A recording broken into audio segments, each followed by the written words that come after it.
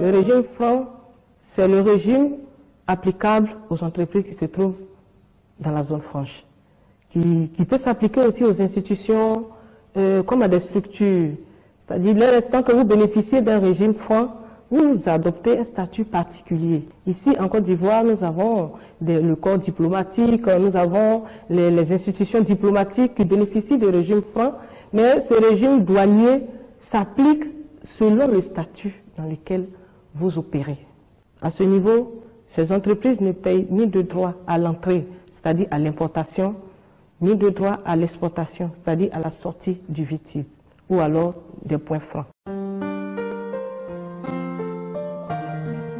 Pour bénéficier du régime franc, il faut tout simplement être détenteur d'un agrément.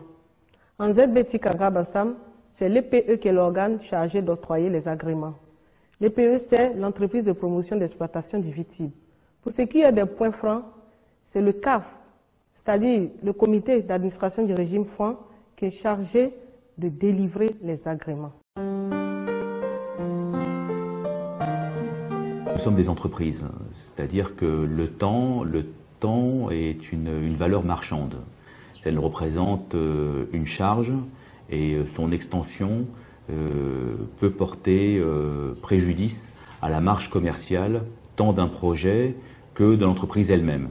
Notre entreprise exporte en Tanzanie, elle exporte en Ouganda, au Rwanda, au Mali, et en fait, on n'arrive pas encore à atteindre ces timings de collaboration avec nos clients. Et donc, cela porte un peu préjudice à, la relation que nous avons avec ces pays. C'est-à-dire qu'en d'autres termes, ils mesurent la qualité de notre travail et ça charge l'image de l'administration du pays. Donc il faut réussir à intégrer cette dimension de performance et réduire autant qu'il est possible ce temps de traitement documentaire.